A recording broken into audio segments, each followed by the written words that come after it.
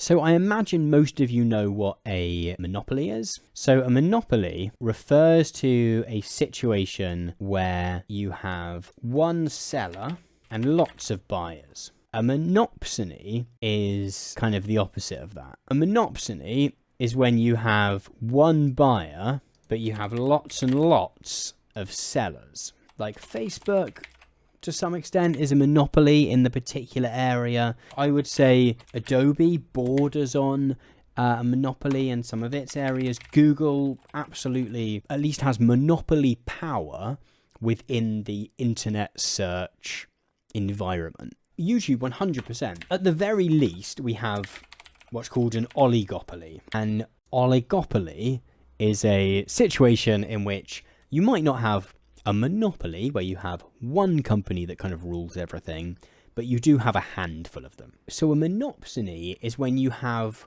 one buyer with a considerable amount of power. Oligopsony is kind of the equivalent. This is Tom's easy chart for remembering terms which describe market power. I think we instinctively know why a monopoly is a bad thing, or an oligopoly, right? Because we have one company that is the only company that is selling a thing, and therefore they can essentially name their price for it. And if it is something that is a necessity, then that becomes an issue. Water in each region of the UK is provided by a single company. The kind of flip side of that is that the government gets to decide how much they're going to charge for it, because if there wasn't a whole bunch of regulation and overseeing of that, they could charge quite a lot of money, right?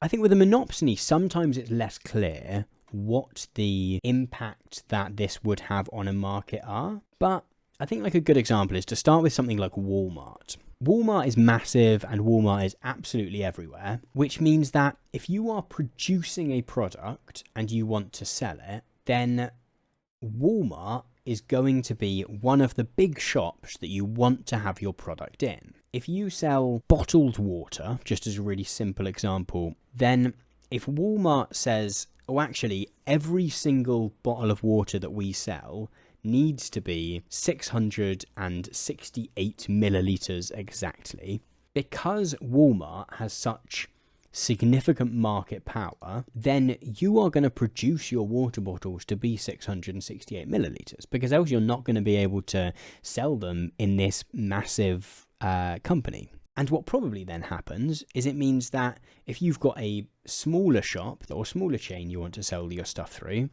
then you're going to say, look, we're going to have to give you these 668 milliliter bottles, regardless of whether people that are actually buying them want them to be that size. And you also get this scenario where Walmart can essentially name the price that it is willing to buy stuff off you to then resell. This is often a big issue in agricultural products. So stuff like eggs and milk, often in a particular region or locality, there's often only one place that will buy milk from farmers or buy eggs from farmers. So in the UK, for example, you see Tesco's is humongous. And like Tesco's and Sainsbury's added together is dwarfing everywhere else, which puts you in this situation where Tesco's and Sainsbury's can essentially name their price in terms of what they're gonna pay for milk. Yeah, you might also be able to sell it to Aldi if they offer you slightly more. However, you're gonna have to be really lucky because Aldi's only gonna buy so much milk.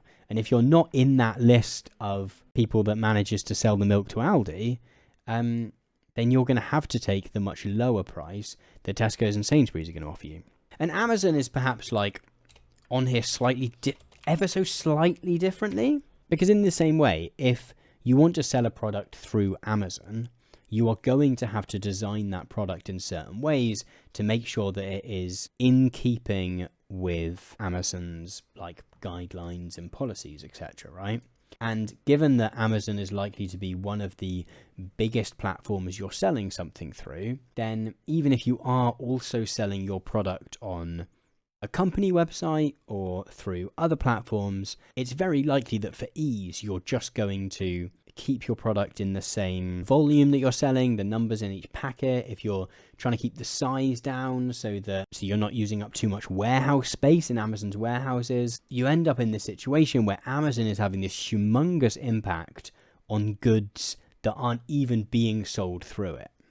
Odyssey 108 says many of the conditions of the Rust Belt in the US can be attributed to labor monopsony. Yeah, I guess that's a good other use of the term, right?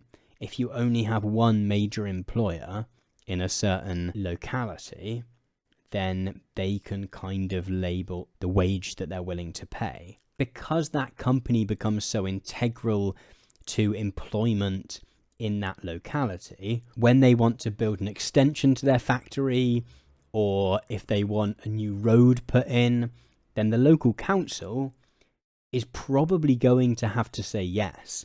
One thing I came across was this idea of sort of specialized cities and diversified cities. A diversified city being a city that has kind of lots of different industries going on. If there's like a shift in the economic base of like the country or of that region, then there are other forms of employment around that people can turn to.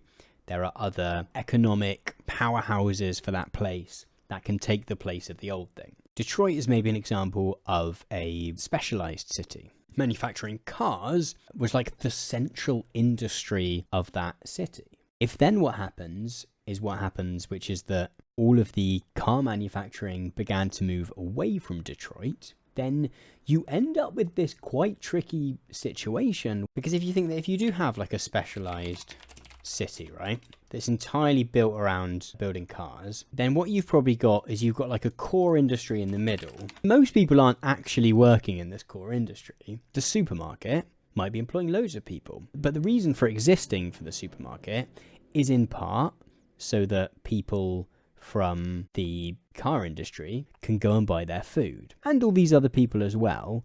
But the car industry, or whatever else it is the thing that is the kind of productive output of that place. Landlords, at their core, are providing houses for the people that work in the car factory to live in. Hospital, looking after the people. Bar is where the people go to drink. An estate agent is selling them houses. The bowling alley is where they go to relax after work. But it's the car industry is the kind of thing that produces something that the outside world buys, right?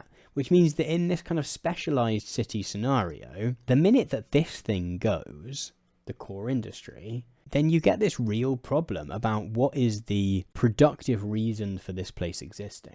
This has been a challenge in quite a few different places. A lot of cities in the UK outside of London, I would say, a lot of like former industrial cities, where you take away that core thing. And you get one challenge is that you kind of lose a bit of that identity stuff and people don't really know what the place is anymore. But also you kind of lose that economic reason for the place to exist. And yet people want to live there still.